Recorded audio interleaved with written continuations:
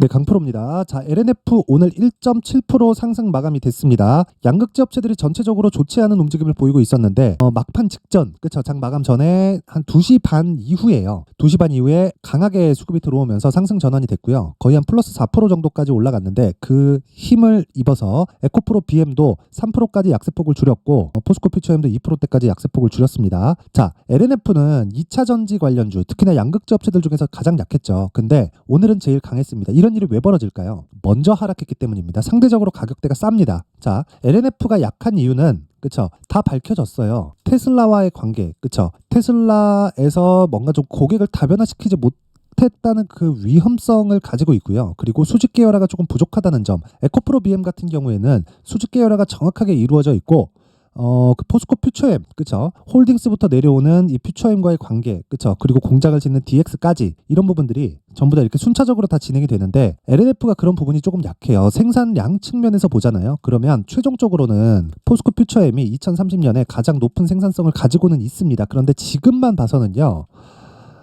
LNF가 2위예요. 2위. 1등은 에코프로 BM이고요. 그리고 2위고 3위가 포스코 퓨처엠입니다. 그쵸? 자, 근데 그런 과정에 힘입어서 어떻게 됐었냐면 주봉으로 돌려서 보잖아요. 22년도에 조정폭을 가장 못 받았습니다. 그쵸? 조정을 가장 적게 받았다는 거예요. 그러면서 23년도에 상승폭이 줄어들었어요. 그리고 나서 쭉 빠졌죠. 자, 제가 연결시켜서 한번 보여드릴게요. 에코프로 BM. 이렇게 보면 어떻습니까? 4월 달에 고가가 나온 게 LNF고요. 에코프로 BM은 4월 달까지 상승폭을 키웠는데도 불구하고 여기 7월 달까지 58만 원까지 상승폭을 더 키웠습니다. 고가가 형성되는 구간 자체가 다르죠. 이때 에코프로 BM이 움직일 때 LNF가 어떻게 됐나요? 반등이 나왔죠. 근데 고가를 회복하지 못했다. 그런데 여기서 조정을 똑같이 받았다고 볼 수는 있어요. 그런데 뭘 보셔야 되냐면 상대적인 가격대가 낮은 위치에 있다. 그래서 반등이 더 강하게 나오는 거고 그 시작점을 우리는 정배열 구간이라고 하고 시세가 진행되는 시작점 이걸 신고가 구간이라고 합니다. 그러면 신고가를 만드는 첫 번째 구간이 뭐예요? 정배열 구간이다. 자, 그러면 LNF의 지금 위치는 에코프로 BM보다 상대적으로 싸다는 거고요.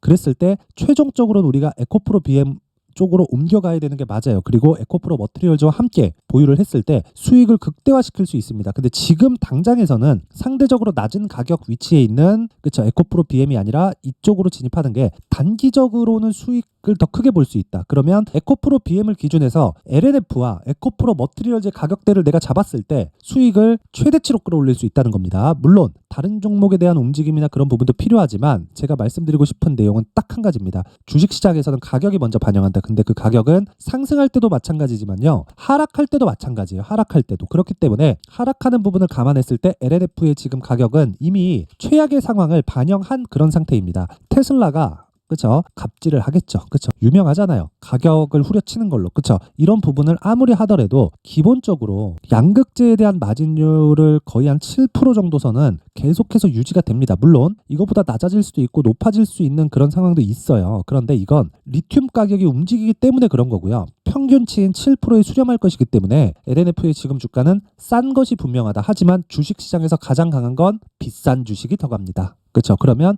LNF는 단기적으로 보되 가격 기준을 에코프로 BM으로 잡고 에코프로 BM의 가격 기준을 잡아서 에코프로 머티리얼즈와 지금 현재에서는요. 그쵸? 이쪽으로 그쵸? LNF 쪽으로 연결을 시켰을 때 수익을 극대화시킬 수 있는데 철저하게 가격에 대한 부분에 집중을 하자. 그 내용이 오늘 핵심 내용입니다. 자, 그래서 그 가격에 대한 부분에 대해서 제가 이야기를 드리기 전에 이제 신년이죠. 연초기 때문에 1월 달입니다. 그래서 제가 여기 소통박에 대해서 안내 말씀을 드리겠습니다. 이벤트를 하는데 그쵸? 지금 현재 1,700분인데 제가 2,000분까지 입장 인원을 늘립니다. 그쵸? 1월달 내내 계속 진행을 하고 있고 특징점은 두 가지예요. 무료로 진행한다는 점. 왜? 저는 채널 성장이 목적입니다. 그리고 두 번째, 신고가 종목만 매매한다는 점. 이 부분에 대해서 그쵸? LNF는 신고가 종목이 아니지만 신고가를 만들기 위한 첫 번째 단계는 뭐예요? 정배열이죠. 정배열. 그쵸? 이 정배열 구간을 갔기 때문에 그쵸? 에코프로 BM을 토대로 제가 보라고 이야기를 드렸었던 겁니다. 그러면 다른 신고가 종목에 대한 부분은 어떤 식으로 매매가 진행될지 그쵸? 여기 소통방에서 어떻게 진행되고 있는지 그 부분에 대해서 제가 확인 한번 해보도록 하겠습니다.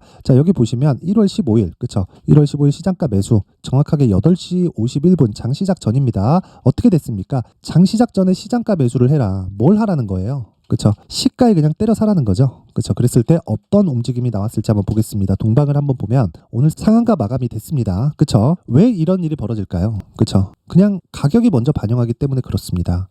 자, 제가 다시 말씀드릴게요. 주식시장에서 가격 외적인 다른 부분 있죠. 그렇죠. 가격 외적인 다른 부분. 이 부분에 대해서는 절대로 가격 외적인 다른 부분에 대해서는 절대로 먼저 움직이는 경우가 없습니다. 그렇죠. 실적이 좋은 부분을 가지고 내가 아무리 찾는다고 한들 정말 시장의 주도주를 잡을 수 없다는 얘기예요. 그렇죠. 이게 무슨 얘기냐면요. 가격이 먼저 반영하고 나서 실적이 좋아지는 부분이 나오고 실적이 좋아지는 부분이 나오고 나서 가격이 반영하는 이런 일은 없다는 겁니다. 그러면 우리가 역으로 생각했을 때 가격이 올라갔을 때 실적이 따라서 올라와야 된다는 겁니다. 근데 동반 같은 경우에는 어때요? 가격이 먼저 반영하는 첫 번째 구간에서 우리는 이미 하루에 20% 정도의 수익 구간에서 있다. 여기서 굳이 실적을 기다릴 필요가 있을까요? 하지만 우리가 기술적으로 볼 수 있는 내용은 하나 있죠. 고가 맞고 떨어진다. 근데 언제인지 모른다. 하지만 첫 번째 신고가 구간에서 진행을 했을 때는 뭐가 진행된다는 겁니까? 매물 소화 과정이 진행이 됩니다. 그러면 매물 소화 과정이 있기 때문에 저는 원래 소통방에서 진행하는 모든 종목들을 어떻게 진행해요? 무조건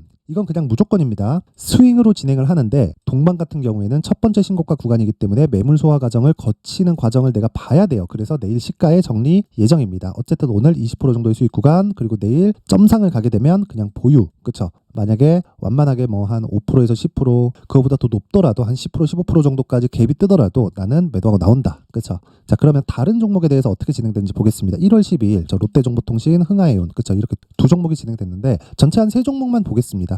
정확하게 내용 보면 롯데정보통신 오전 8시 49분 장시작 전 시장가 매수 시가에 때려 사라. 그렇죠? 흥하해운 마찬가지죠. 8시 50분 시장가 매수 장시작 전에 그냥 사라는 겁니다. 그렇죠? 왜? 신고가이기 때문에 그래요. 롯데정보통신 어떻습니까? 오늘 보합권에서 마감이 됐고요. 떨어져야 매도합니다. 저는 그런데 오늘 안 떨어졌기 때문에 매도 안 한다. 그렇죠? 여기 보면 1월 12일이잖아요. 1월 12일. 그렇죠? 정확하게 맞죠? 근데 1월 12일인데 장중고가가 19%까지 상승폭이 커졌어요. 그렇다 보니까 고가를 못 잡는 거 아니냐 이렇게 보시는 분들이 있을 것 같은데 고가는 어차피 못 잡습니다. 그래서 저가 버리고요. 고가를 버렸을 때도 내가 충분한 수익을 낼 수 있어야 됩니다. 그렇죠? 원래 1월 10일 날 요날인데 요날 공략이 들어갔어야 돼요. 근데 요날 제가 다른 종목을 한다고 못했습니다. 그 다른 신고가 종목을 공략한다고. 그래서 한 번 더 확인하고 추가적으로 했을 때 지금 거의 한 4에서 5% 정도 수익 구간에 있고요. 그리고 하락하는 걸 확인하고 매도하기 때문에 그 구간에서 내가 매도를 하더라도 충분히 수익 구간에서 매도를 할 수가 있다. 그렇죠? 그리고 나서 그 밑에 당연히 시가에 공략한 흥하, 해운 그렇죠. 이 종목을 보더라도 오늘 14% 상승 마감이 됐고요. 12일 날, 금요일 날 공략이 됐기 때문에 이틀 동안 보유했을 때 25% 정도의 수익 구간에서 마감이 됐습니다. 다시 말씀드립니다. 지정학적 리스크 전쟁 그리고 앞으로 좋아질 무언가 어떤 내용 어떤 부분을 다 갖다 붙이더라도 가격이 먼저 반영합니다. 실제 10월 달부터 그쵸 이런 낌새는 있었죠. 그런데 왜 6월과 7월 달에 이미 신고가를 만들어 놓고 매물 소화 과정을 거치고 추가적으로 시세가 빵 나올까요? 이런 상황을 내가 먼저 체크를 하기 위해선 다시 말씀드리지만 신고가에 대한 이해가 필요하고 신고가에 대한 이해가 되었을 때 1월 12일 흥하해온 그쵸 시가에 매수하는 것처럼 이렇게 단기간에 큰 수익을 볼 수 있다. 긴 말 드리지 않겠습니다. 주식시장에서 가격에 대한 이해가 가장 중요하다. 그렇죠? 재료에 대해서 내가 백날 쫓아다닌다고 한들 어떤 아무리 좋은 재료를 받는다고 하더라도 정말 매매는 갈수록 어려워질 겁니다. 그래서 이번 기회에 내가 고가에 물린다 하시는 분들은 소통방으로 들어오세요. 그렇죠? 긴 말 드리지 않겠습니다. 손절하지 말고 소통방으로 들어와서 배우세요. 그렇죠? 배우시고 무엇보다 중요한 내용은요. 가격에 대해서 명확히 파악하자. 그렇죠? 긴 말씀 드리지 않겠습니다. 자, 그런데 저는 다 무료로 진행하고요. 그리고 다시 말씀드리지만 채널 성장이 목적입니다. 돈 안 받아요. 돈 안 받고 구독과 좋아요 꼭 좀 부탁드리고요. 상단에 있는 전화번호로 참여라고 문자를 보내주시면 제가 소통방 입장 링크를 순차적으로 공유를 해드리도록 하겠습니다. 자, 연초 이벤트 하나 더 나갑니다. 자, 제가 계속해서 여기 더 신고가에 대해서 강조를 드리죠. 그래서 제가 이런 종목들 있죠. 롯데정보통신, 흥하해운, 그쵸? 이런 종목들을 계속해서 추적 관찰할 수 있게 신고가 검색기를 함께 준비를 했고요. 그리고 이 내용을 이런 식으로 매매를 할 수 있게, 그쵸? 그 수익 모델을 어떻게 가져가야 될지 이 내용을 함께 준비를 해놨으니까 이것도 채널 성장의 목적입니다. 그래서 구독과 좋아요 꼭 좀 부탁드리고요. 상단에 있는 전화번호로 참여라고 문자를 보내주시면 제가 그 번호로요. 소통방 입장 링크와 함께 신고가 검색기 그리고 수익 모델에 대한 내용까지 함께 공유를 해드리도록 하겠습니다. 자, 다시 LNF로 돌아와서 보겠습니다. LNF로 돌아와서 보면 내용 간단합니다. 먼저 조정을 크게 받았습니다. 그리고 상대적으로 낮은 가격에 있어요. 하지만 이게 주도주가 될 수는 없다. 주도주는 무조건 에코프로 BM입니다. 2차 전지 내에서. 그렇기 때문에 에코프로 BM을 매수해야 되지만 지금 당장에는 LNF를 매도할 이유가 없다. 왜? 상대적으로 싼 가격이 키 맞추는 과정이 필요하기 때문이고 그 과정에서 LNF와 함께 우리가 에코프로 머티리얼즈의 가격대를 잡자. 하지만 기준이 되는 건 에코프로 BM입니다. 그 내용을 제가 여기 가격 그리고 단기 보유 전략을 준비를 해왔는데 분량이 무려 20페이지에 달합니다. 영상에서 이야기를 드리잖아요. 그럼 너무 긴 이야기가 될 수 있습니다. 그래서 제가 이런 식으로 내용을 준비를 해온 거고, 역시나 채널 성장의 목적이기 때문에 돈은 안 받아요. 돈은 안 받고 구독과 좋아요 꼭 좀 부탁드리고요. 상단에 있는 전화번호로 숫자 3, 숫자 3이라고 문자를 보내주시면 제가 LNF의 가격 그리고 단기 보유 전략을 함께 공유해 드리도록 하겠습니다. 항상 긴 영상 봐주셔서 감사드리고요. 제가 계속해서 신고가에 대해서 강조를 드리고 있는 만큼 이거 말고는 진짜 나만의 수익 모델을 만들 수가 없을 겁니다. 그래서 제가 12월 달부터 진행하고 있는 신고가 주도주에 대해서 제가 내용을 상세하게 준비를 해놨으니까, 그렇죠, 반드시 보고 이해를 하셔야 됩니다. 그래서 나만의 수익 모델을 만드세요. 그래야 주식시장에서 살아남을 수 있습니다. 그 내용을 제가 어떤 관점에서 12월 달부터 공략을 했는지, 그리고 가격을 어떻게 잡았는지, 그리고 어떤 종목인지 그 부분까지 제가 내용을 확실하게 준비를 해놨으니까 영상 끝까지 시청하시고요. 모든 분들이 성공 투자하셨으면 좋겠습니다. 네, 올 한 해를 뒤돌아보니까 구간별로 큰 수익이 나왔었던 종목들이 꽤 많이 보입니다. 1월 달에는 AI 관련주들이 있었고요. 그리고 2월 달부터는 2차 전지가 계속해서 강세를 보였죠.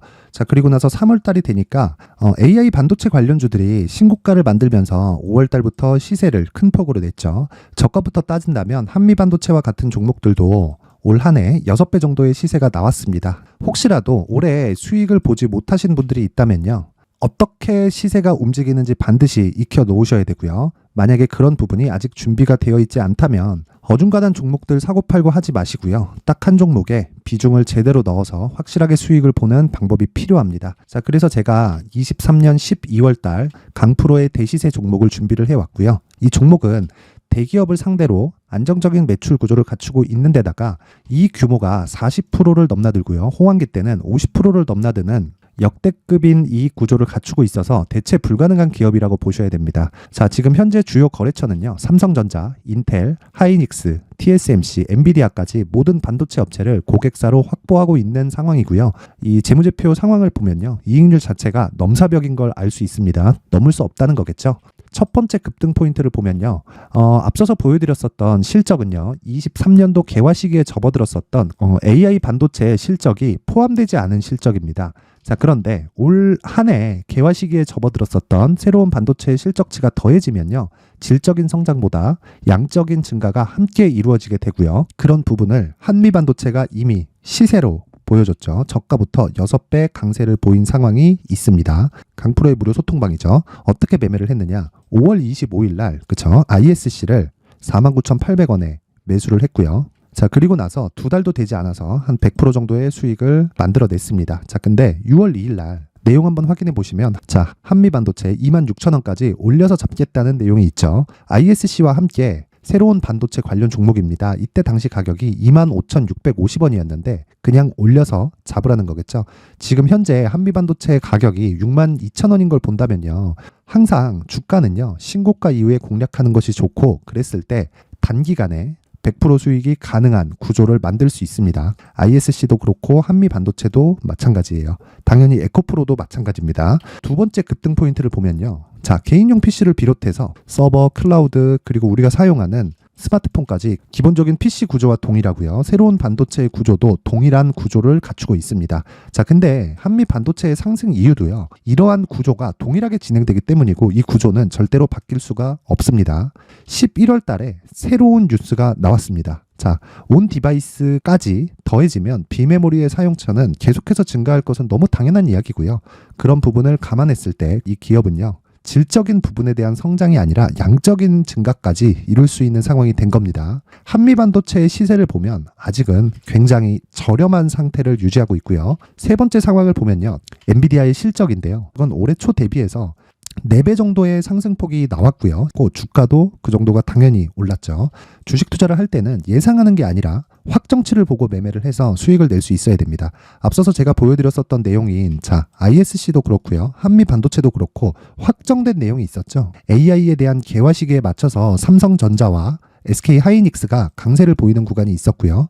엔비디아가 강세를 보였습니다. 자, 삼성전자도 그렇고 하이닉스도 그렇고 엔비디아도 마찬가지고요. 생각해 보시면 세력들이 어찌할 수 없는 정도의 사이즈를 가지고 있는 그런 종목들이죠.